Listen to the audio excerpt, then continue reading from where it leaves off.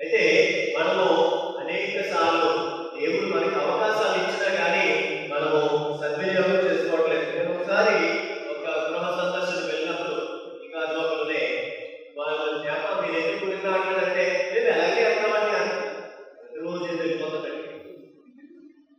మేము ఎలాగే వెళ్తామండి. ఓన్లీ నేను చూసాను కొంతమందిని ఎలాగే తీసుకెళ్ళినప్పుడు వాళ్ళు పూజకి రాలేదు.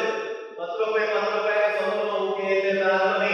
షాపింగ్లు ఉంటాయి. ఆ షాపింగ్లు కానీ పూజలకి రా 3 రోజులు పూజలు 3 రోజులు అనుకున్నామంటే 3 రోజులు మా ఇంట్లో 1 రోజు చూస్తారు. మిగతా 2 రోజులు 10 రూపాయలు అదే మాకు వాళ్ళు సరిపోయి ఏమవుతుంది.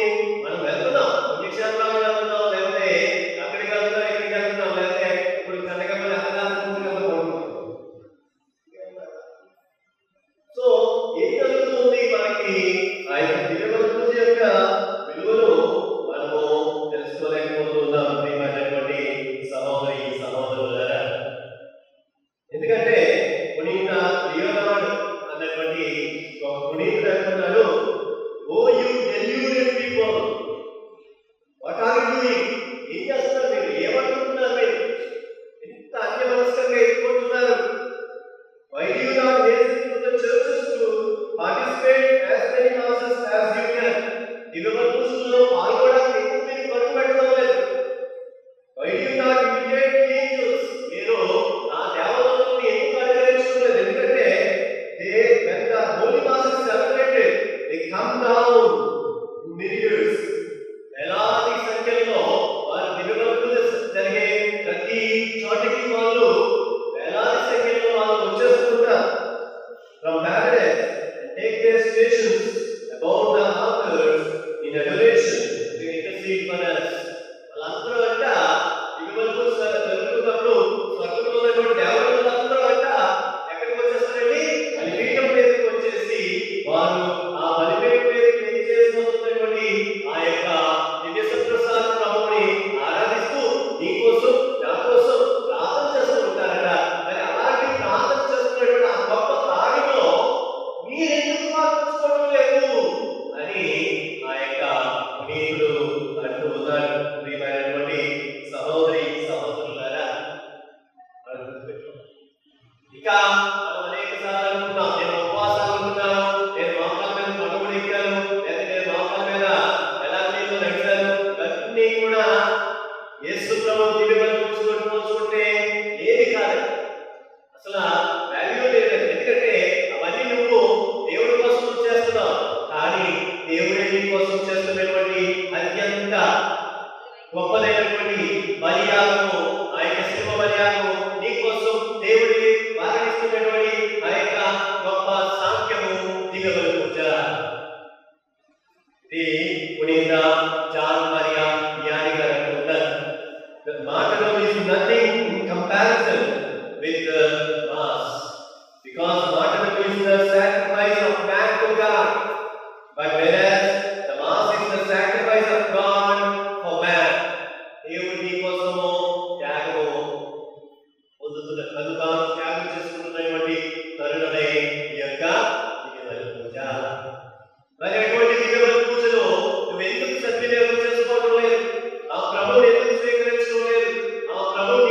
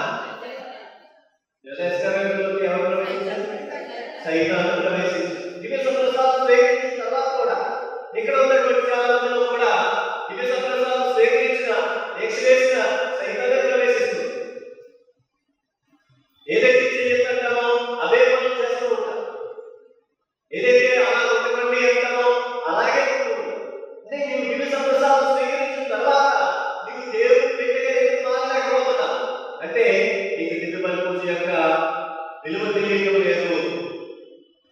ఆయన లేఖగా స్వీకరిస్తున్నావేమో, అర్థం తెలుసుకోకుండా స్వీకరిస్తున్నావేమో. అందుచేతనే ఆ యొక్క దివ్య సంప్రసాదం నీలోనికి రాలేక ఎవరు వస్తున్నారండి? సైకిల్ వస్తున్నారు. చాలా జాగ్రత్తగా అంతేకాదండి. ఈ రోజు మనం చదువుకునేటువంటి సువిశేషం ఏమంటున్నారు? ధర్మశాస్త్రం చిన్న పొల్లైన కూడా పడుకోదు, అంతే కూడా సమస్తం నెరవేరు. చాలా మంది ప్రొటెస్టెంట్ అంటారు, మీరు ప్రార్థన చదివేస్తారు, మీరు ప్రార్థనలు అన్ని కూడా ఏదో సొంతంగా చేయలేదు అంటారు. ఇదిగో ఈ యొక్క ప్రార్థనా పుస్తకంలో ప్రతి అక్షరం కూడా బైబిల్ నుంచి తీసుకున్నదే, బైబిల్ నుంచి తీసుకున్నటువంటి మాటలే. ఎంత గొప్ప మాటలండి. వాటిని మనము అర్థం తెలుసుకుంటే మనం విడిచిపెట్టాం. మనం మొట్టమొదటిగా ఈ యొక్క దివ్య బలి పూజను సమర్పించినప్పుడు మొట్టమొదటిగా ఎలా ప్రారంభిస్తామండి? పితా, పుత్ర, పరిశుద్ధాత్మ నామమున. అంటే ఏంటి? తండ్రి, కుమార, పరిశుద్ధాత్మ నామమున అంటే ఏంటి? అంటే ఆ ఒక్క మాట పిల్లలు నీకు తెలుసుంటే నువ్వు మారు. ఎందుకో తెలుసా? ప్రభువా, ఇదిగో ఈ యొక్క దివ్య బలి పూజలోనికి మేమందరూ ప్రవేశిస్తున్నాము. ఎవరి నామమున? ఇదిగో ఈ దివ్య బలి పూజలోకి వేయి చేసుకొస్తున్నటువంటి తండ్రి. ఎవరికి సమర్పిస్తున్నాము ఈ యొక్క దివ్య బలి పూజలో? ఈ యొక్క ఆ యొక్క కుమారుని యొక్క శరీరాన్ని, రక్తాన్ని ఎవరికి సమర్పిస్తున్నాము? తండ్రికి సమర్పిస్తున్నాం. కాబట్టి నీ నామమున వస్తున్నాం. ఎవరికి సమర్పించడానికి వస్తున్నాము? కుమారునికి సమర్పించడానికి వస్తున్నాం. ప్రభా, నీ నామమున వస్తున్నాం. ఎవరి ద్వారా ఈ యొక్క అప్పము, ద్రాక్షరసము ప్రభు యొక్క తన కుమారుని యొక్క శరీర రక్తాలు ఉన్నాయి అక్కడ మనము చెప్తూ ఉంటాం. ఏమని చెప్తూ ఉంటాం అంటే, కనుక ఈ పవిత్ర ఆత్మ ద్వారా ఈ కానుకలను పరిశుద్ధపరచుకొని ప్రతిపాదిస్తున్నాము. ఎవరి ద్వారా నుండి? పరిశుద్ధాత్మ ద్వారా. సో ఇక్కడ ఎవరి నామమున వస్తున్నాము? ఇదిగో పరిశుద్ధాత్మ దేవా, నీ ద్వారానే ఈ యొక్క అపద్రాక్షరసాలు ఏమవుతున్నాయి? శరీర రక్తాలుగా మారుతున్నాయి. కాబట్టి నీ నామమున మేము వస్తున్నాము. పితా, పుత్ర, పరిశుద్ధాత్మ నామమున. ఇదిగో ఇక్కడ జరిగే ప్రతిదీ కూడా జరుగునుగాక. ఏం జరుగునుగాక? అపద్రాక్షరసములు ప్రభు శరీర రక్తములుగా మారునుగాక. మాలోనికి వేయి చేసి వచ్చునుగాక. స్వర్గం దిగి వచ్చునుగాక. దేవుని యొక్క దీవెనలు మా పైన, మా కుటుంబం పైన ఉండునుగాక. రక్షణ మా మీద దిగి వచ్చునుగాక. మమ్ము పవిత్రపరచునుగాక. మాలో ఉన్నటువంటి పాపములను పరిహరించబడునుగాక. ఇవన్నీ కూడా పితా, పుత్ర, పరిశుద్ధాత్మ నామమున జరుగునుగాక అన్నప్పుడు మీరు అందరూ ఏమంటున్నారండి? ఆమేన్ అంటున్నారు. ఆమేన్ అంటే ఏంటి? జరుగునుగాక, ఇవన్నీ జరుగునుగాక. ఎంత గొప్ప వాక్యం! ఆ ఒక్క చిన్న మాటలో ఎంత గొప్ప ఆలోచన. నేను ఇంకా తగ్గిస్తాను, సమయం లేదు కాబట్టి నేను కట్ చేస్తున్నాను. ఆ ఒక్క మాటలో ఎంత పెద్ద అర్థాన్ని నీవు గ్రహిస్తూ ఉన్నావు. ఆ తర్వాత ఇచ్చే ఆ శుభవచనం ఏమంటున్నారు? మన ప్రభువు యేసు క్రీస్తు కృప. మరి రోమిలకు రాసిన లేఖలో ఆలకిస్తాం, యోహాను సువార్త ఆలకిస్తాం. ఉచితంగా దేవుడు మీకు అనుగ్రహించే ఈ కృప, యేసు ప్రభు ద్వారా మీరు పొందినటువంటి ఈ కృప ఉచితంగానే పొందుతున్నాం. ఆ కృపని ఇదిగో ఈ యొక్క దివ్య బలి పూజ ద్వారానే నీవు పొందుతావు. ఇంకా దేని ద్వారా నీవు పొందలేవు. కాబట్టి యేసు ప్రభు యొక్క కృప, ఇంకా సర్వేశ్వరుని ప్రేమ. ఇదిగో మనం ఒక చోట నేను మన శుక్రవారం అనుకుంటా రోమిలకు రాసిన లేఖ 8వ అధ్యాయం 30వ చదివించాను. ఇదిగో క్రీస్తు మనల్ని ప్రేమించినట్టుగా ఇంకా ఆయన మన పక్షంలో ఉండొచ్చు, ఇంక మనకి విరోధి ఎవరు? అదిగో ఆ సర్వేశ్వరుని ప్రేమ. ఆయన ఏం చేస్తున్నాడండి? మన మీద ఉన్నటువంటి ప్రేమతో తన కుమారుడే ఈ బలిపీఠం మీద ఆయన సమర్పించేస్తూ ఉన్నాడు. సమర్పించలేదు, ఆయన అక్కడే ఉన్నారు. ఆయన అంతటి ప్రేమను పొందుతామండి. దివ్య బలి పూజలో పొందుతాం. తర్వాత పవిత్రాత్మ సహవాసము, ప్రియమైనటువంటి సహోదరి సహోదరులారా, ఒక చోట ఒక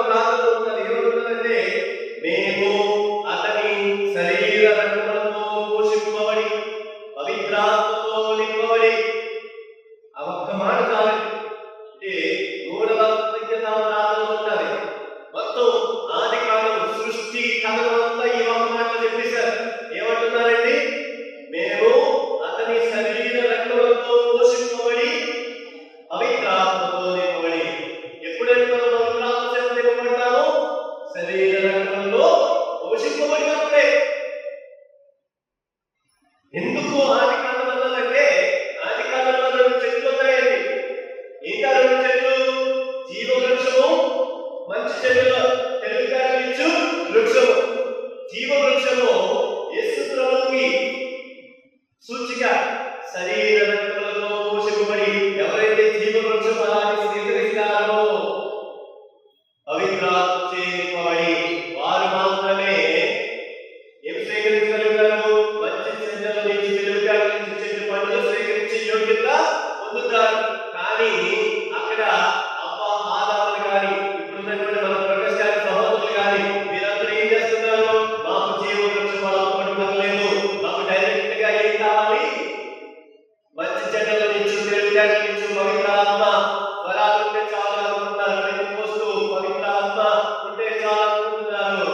అలాగే వారు స్వీకరించిన ద్వారా వారు అటు పవిత్రాత్మలో పొందలేకపోతున్నారు, ఇటు జీవ వృక్ష ఫలమైనటువంటి యేసు ప్రభువుని కూడా పొందలేకపోతున్నారు. కానీ కథోలికులుగా మీరంత ధన్యులు, మీరంత గొప్ప ధన్యత, ఆశీర్వాదాలు పొందేవారు. ఎందుకంటే అతని శరీర రక్తములతో నింపబడి జీవ వృక్ష ఫలాన్ని స్వీకరించి తద్వారా పవిత్రాత్మ చేత, పవిత్రాత్మతో నింపబడి, పవిత్రాత్మను ఆ మంచి చెడ్డల తెలుగుని చెట్టు పండుగ కూడా తినే భాగ్యాన్ని నీవు నేను పొందుతూ ఉన్నాను.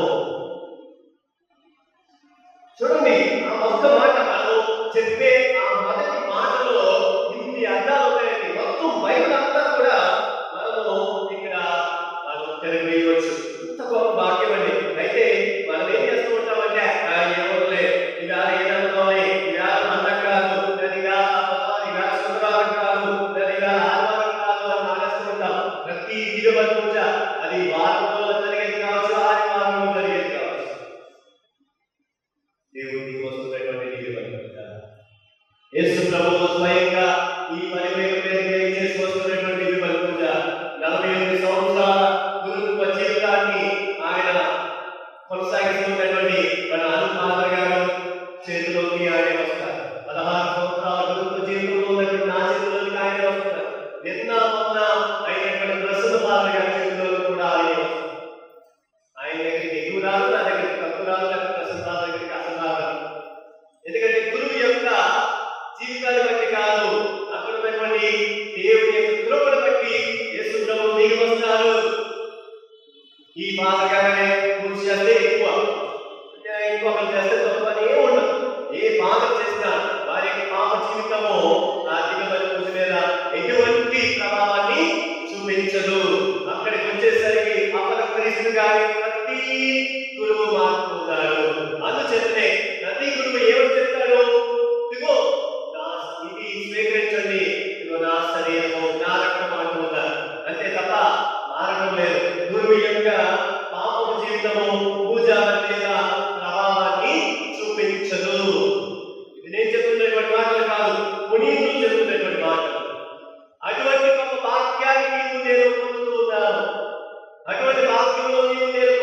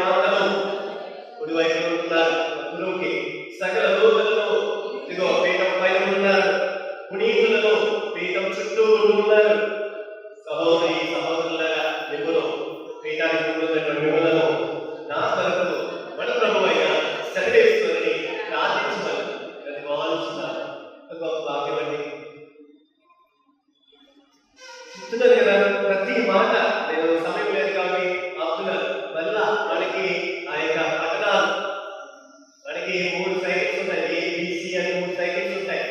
ఒక సంవత్సరానికి ఒక సైకిల్ మనము చదువుతాం, మన సంజీవనంలో మనం చూస్తాం. అలా 3 సంవత్సరాలు అయ్యేసరికి మనం బైబిల్ చదివేస్తామని. ఆ విధంగా మన పునీతులు మనం ఏ విధంగా బైబిల్ చదవాలో నేర్పించారు. కాబట్టి ప్రొటెస్టెంట్ వాళ్ళు 10 సార్లు చదువు 20 సార్లు చదవ అనుకుంటారు. 45 సంవత్సరాలు లేకపోతే 50 సంవత్సరాలు వయసు 70 కదా, 74 సంవత్సరాలు ఇంటూ ఒక సంవత్సరం తీసేద్దాం. ఎందుకంటే చిన్నప్పుడు చదువుకుంటూ 64 సంవత్సరాలు లేదా 60 సంవత్సరాలు వేసుకుందాం. 60 సంవత్సరాలు అంటే ఆయన 30 సార్లు బైబిల్ చదివారు. అంతకన్నా ప్రొటెస్టెంట్ ఎవరైనా చదవగలరండి? ఎవరైనా చదవగలరా? నేను ఇప్పుడు 16 సంవత్సరాలు, ఓకే 15 సంవత్సరాలు వేసుకున్నా కానీ నేను 5 సార్లు ఆల్రెడీ నేను బైబిల్ చదివిస్తాను. ఇంకా చిన్నప్పటి నుంచి చూసుకున్నట్లయితే 43 సంవత్సరాలు 44 సంవత్సరాలు నేను ఒక 10-15 సార్లు చదువుతాను. అలా మీరు కూడా. కాబట్టి బైబిల్ చదవడం ఆ యొక్క సంజీవనంలో దైనందిన పట్టణాలు చదవడం నేర్చుకోండి. ప్రతిరోజు చదువుకోండి. ఇంటి దగ్గర ఉన్నప్పుడు మీరు బైబిల్ పూర్తిగా చదివినట్టు అవుతుంది. ఏ ప్రొటెస్టెంట్ కూడా చదవలేదు, ఎవరు చదవలేదు. మనం చదివినట్టుగా అంతలాగా వాక్య పఠనం ఉంటుంది. అర్పణ ప్రియమైనటువంటి సహోదరి సహోదరులని మనం చేస్తూ ఉంటాం. తప్పు. మత్తయి సువార్తలో 5వ అధ్యాయం 20వ వచనంలో మనం ఆలకిస్తాం. బలిపీఠ సన్నిధికి నీ కానుక తెచ్చినప్పుడు, అంటే నీ కానుక తీసుకురావాలి. అది ధన రూపంలో కావచ్చు, లేకపోతే వస్తు రూపంలో కావచ్చు. కానుక కంపల్సరిగా నువ్వు గుడికి వచ్చిన ప్రతిసారి కానుక తేవాలి. అది ఎంత అంటే చెప్పను. దేవుడు నీకు ఇచ్చిన దాన్ని బట్టి, దేవుడు నీ దీవించిన దాన్ని బట్టి నువ్వు కానుక తేవాలి. బలిపీఠ సన్నిధికి నీ కానుక తెచ్చినప్పుడు మేము సంఘ పెద్దలు మేము పాడి రావట్లేదు, మేము పాటలు పాడేవాళ్ళు మీకు పాడి రావట్లేదు, మీ యూత్ మీకు పాడి రావట్లేదు, మేము మరిదాల్సిన మీకు పాడి రావట్లేదు లేదు. అందరం కూడా ఇక్కడికి వచ్చేసరికి సమానమే, దేవుడి బిడ్డలమే, పాడికి రావాల్సిందే. అనేక సార్లు ఎందుకు పాడికి చేస్తున్నాము అంటే ఆ దేవుడు నిన్ను దీవించుంటారు బట్టి కృతజ్ఞతలు తెలియజేస్తూ, ప్రభువా ఈ రోజు ఈ వారంతా దీవించు, అది ఇంట్లో ఈ కులాలను ఆశీర్వదించారు కాబట్టి నేను మీకు కానుకను తీసుకుని వస్తూ ఉన్నాను. మీరు కానుక తీసుకుని వస్తే మీకు కావలసిన రోజులు మీరు తీసుకుని వస్తారు. ఎందుకంటే బలిపీఠ సన్నిధికి మీరు వచ్చేటప్పుడు మీ కావలసిన రోజులు మీతో పాటు వస్తూ ఉన్నారు. ద వెయిల్ రిమూవ్డ్ అని యూట్యూబ్ లో మీరు ఒక చిన్న షార్ట్ ఫిల్మ్ ఉంటుంది, ద వెయిల్ రిమూవ్డ్. దాంట్లో మీరు చూడండి, అక్కడ అర్పణ సమయం ఏం జరుగుతుందో. ఇదిగో మీ కావలసిన రోజులు ఏం చేస్తున్నారంటే వారు బలిపీఠ మీదకి వస్తున్నారు. మరి యోహాను సువార్త 1వ అధ్యాయం ఆఖరి వచనం చూసినట్లయితే ఇదిగో మీరు ఇంకను మనిషి కుమారుడిపై దేవదూతలు ఎక్కుచు దిగుచు ఉండడాన్ని మీరు చూచెదరు అంటున్నారు. ఎక్కుచు అనేది వారి కింద ఉన్నారు, కావలసిన మీలో ఉన్నారు. ఆ కావలసిన ఏం చేస్తున్నారు? మీ యొక్క అర్పణలను, మీ యొక్క పాప పుణ్యములను అదేం చేస్తున్నారు? బలిపీఠ మీదుగా మనిషి కుమారుడిపై, మనిషి కుమారుడు ఈ బలిపీఠ మీద ఉండగా మనిషి కుమారుడిపై ఆ వారు పరలోకమున్నటువంటి తండ్రికి సమర్పిస్తూ నీ పాపములకు ప్రాయశ్చిత్తము, నీ పుణ్యములకు ఆశీర్వాదాన్ని వారు తీసుకొని దిగుచు. సౌభాగ్యాన్ని పొందుతున్న అర్పణ సమయము అంత విలువైనది. మిస్టేక్ అండి. మీ యొక్క జీవితాన్ని సమర్పించుకోండి, మీ యొక్క పాపములను సమర్పించుకోండి, మీ యొక్క కుటుంబాన్ని సమర్పించండి, ఎవరైతే మిమ్మల్ని ఇబ్బంది పెడుతున్నారో వారిని సమర్పించండి. ఆ సమయంలో ఆ యొక్క ఆత్మను, ఆ ద్రాక్షరసము ఏ విధంగానైతే ప్రభు శరీరము రక్తం కావాలనుకుంటున్నాయో మీరు సమర్పించినవన్నీ కూడా దేవుడు దీవించబోతున్నారు. Praise the lord. గుర్తుపెట్టుకోవాలి, అర్పణ అనేది చాలా ముఖ్యమైనది, చాలా ముఖ్యమైనది. కాబట్టి ఆ విధంగా అర్పణలో పాల్గొనడానికి ప్రయత్నించారు. అర్పణ అయిపోయిన తర్వాత మీరు ఒక మాట అంటారు. ఏమని చెప్పుకున్నారు? అక్కడ గురువు ఒక మాట అంటారు. ఏమని అంటారంటే, సహోదరి సహోదరులారా, నేను మీరును అర్పించుచున్న ఈ బలి సర్వశక్తి గల విధేయ సర్వేశ్వరునికి అంగీకారం ప్రార్థించండి.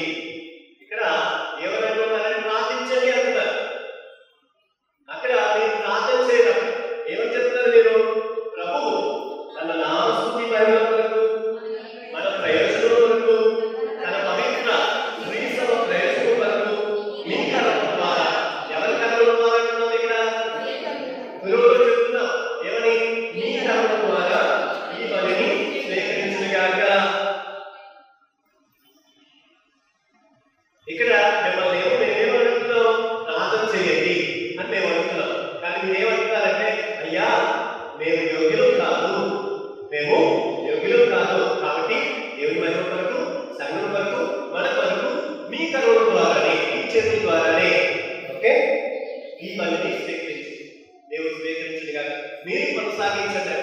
అక్కడి నుంచి మీరు సైలెంట్ అయిపోతారు.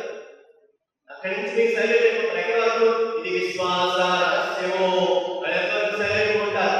పరలోకము వరకు సైలెంట్ ఉంటారు. ఎందుకంటే అక్కడ అంతా జరిగేది ఆ గురువు యేసు ప్రభు రూపంలోనికి మారి కట్టడం, యేసు ప్రభు రూపంలోకి మారి ఆయన తన శరీరాన్ని, రక్తాన్ని సమర్పించే ఘట్టంలోకి ప్రవేశిస్తారు. కాబట్టి అందరూ సైలెంట్ గా ఉంటారు, భక్తిగా ఉంటారు, మోకాల మీద ఉంటారు. అనేక సార్లు మోకరించడానికి కూడా మనము పెద్దగా ఇష్టపడము. ప్రభు ఏం చేసి వస్తున్నారు.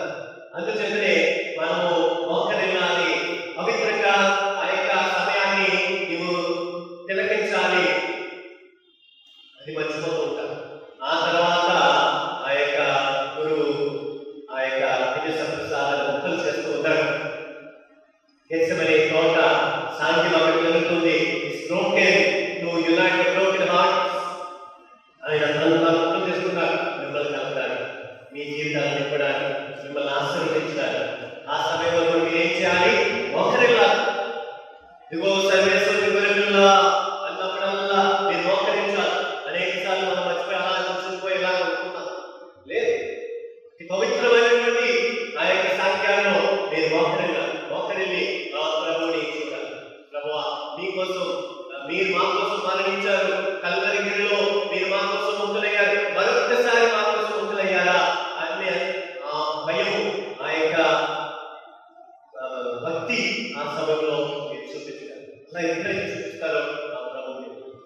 అందుచేతనే దివ్య సంప్రసాదం స్వీకరించినప్పుడు కూడా ఎవరు వస్తున్నారా, ఎవరు ఆనందంగా చేస్తారా అని గొప్పడం కాదు, భక్తిగా ప్రార్థనలో ఉండాలి. ఎందుకంటే ప్రభు నీళ్ళు వస్తున్నటువంటి సమయం అత్యంత గొప్పదైనటువంటి సమయం.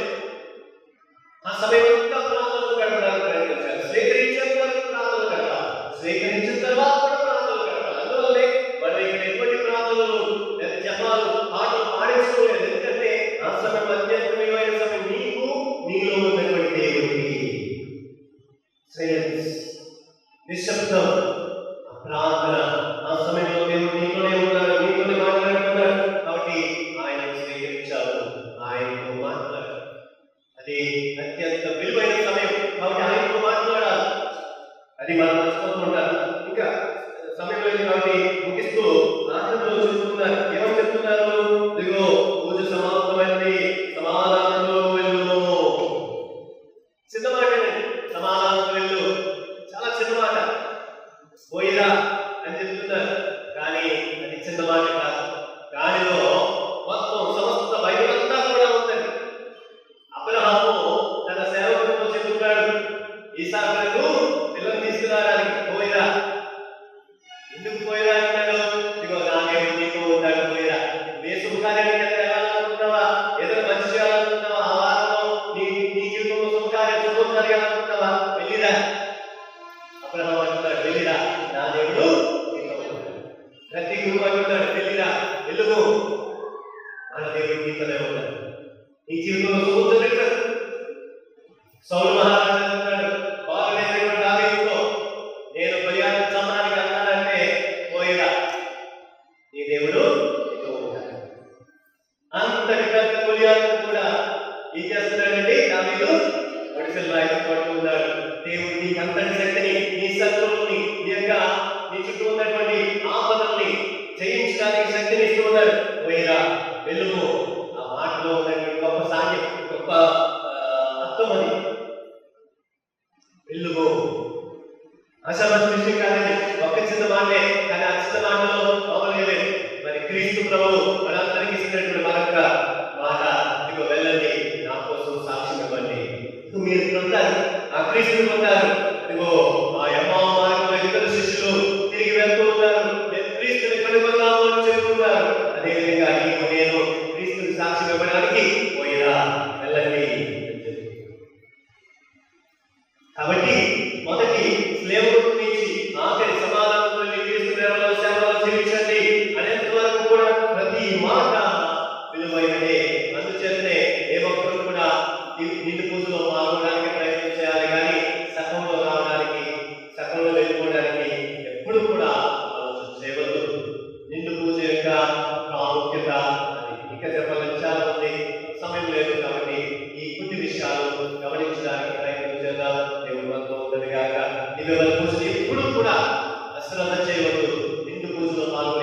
నిండైనటువంటి దేవుడు పొందడానికి ప్రయత్నం చేద్దాం.